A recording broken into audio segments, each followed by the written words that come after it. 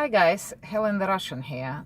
So disturbing news on local news today. A woman was assaulted, sexually assaulted. Well, first her car was hijacked with her in it at gunpoint at UNLV here in Las Vegas. And then he made her drive about a mile down the road, and that's where she was sexually assaulted. I must say UNLV is not the safest area in Las Vegas. This is not the first time something like that happened in there. Personally, I try to avoid the area, but when you're driving for rideshare, sometimes it's hard to avoid. I have given rides to students in and out of UNLV, and the fact that the guy actually was targeting a woman with the car did bother me a lot. So it made me think about safety, of course, but also different kinds of weapons and pros and cons as to how to protect yourself. Now, let me make a big disclaimer here. Anything and everything I'm about to say is certainly not a suggestion to get any weapon, discuss or not get, as case might be. This is a hypothetical discussion. We're just theorizing about pros and cons. All right, so that out of the way, we have to be very clear on that. I've heard different rideshare drivers suggesting different things on YouTube, and I totally get where they're coming from on certain occasions. So what I'm about to say is my personal opinion. It's quite subjective, obviously. I don't expect everyone to agree, but that's just that. So let's say I got a gun, okay, and I have it right here under the seat, easy for me to reach, not really visible to the passenger. And once again, Uber, I know Uber definitely, I don't know about LYFT, but they prohibit drivers from having a gun in the car or any kind of weapon, actually, from what I gather. But let's just say hypothetically, again, we're speaking hypothetically, not advocating having it or not having it. So I have this gun. Let's say I got a passenger, it's a guy, he's sitting in the back seat, he's behind me, all right? And, I'm driving along, almost immediately he says something threatening, or he tries to grab me. At any rate, I feel threatened. So I reach for the gun, I pull it out. Well, remember, I'm driving, or even if I'm standing, he is behind me. It's a very awkward position. He is facing me, both of his hands are free. It's extremely easy for him to wrestle that gun away from me. I mean, it won't take much at all, because like I said, the position is awkward. He can twist my arm, it's gonna hurt. I'm gonna let go of the gun. Guess what?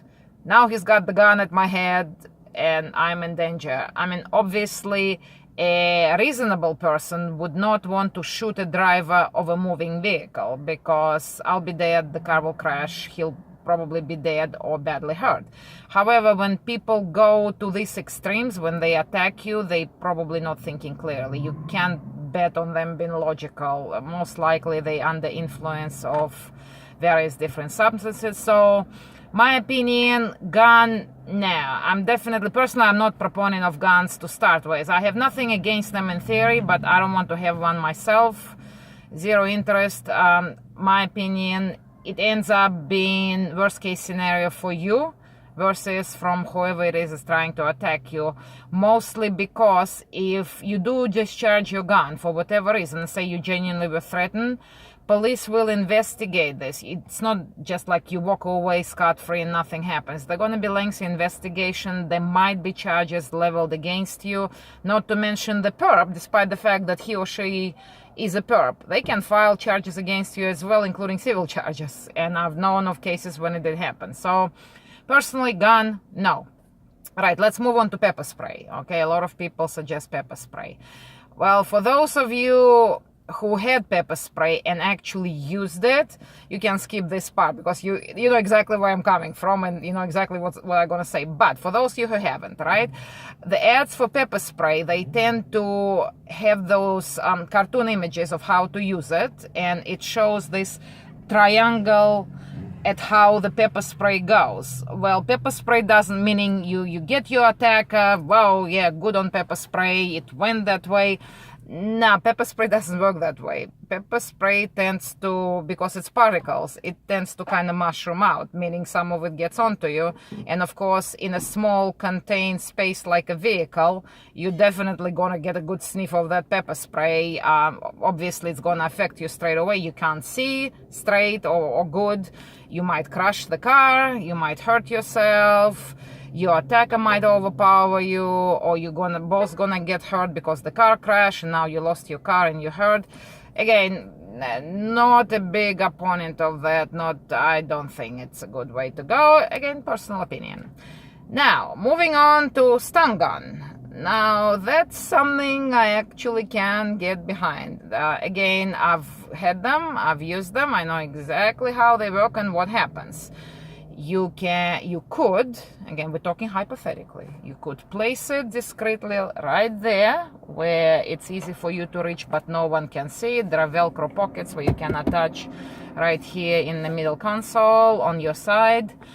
So if you need to practice a bit how to pull it out really quick, and you have to make sure that the side with the button, it's right there so you can reach it like that. Boom, all you have to do is go like this if someone's trying to reach for you. Yeah, it will incapacitate them and you won't be affected by that, and they will be incapacitated depending on how good of a stun gun you have and how often you charge it and how powerful it is. Yeah, the only backdraw that I can see, again, for those who know how to use it and use it, they know that it's a very strong possibility. Once you've done it, your attacker might lose control of his or her bladder, and it's going to be all over your car, obviously. But if it's the case when you were attacked and this is what you had to do to protect yourself, clearly you can file with either Uber or Lyft for the cleanup, and cleanup charge is $150, so there you go. Once again, opinion expressed here is very personal. Take it for what it's worth, right? Have a good day and definitely stay safe out there, yeah? Bye.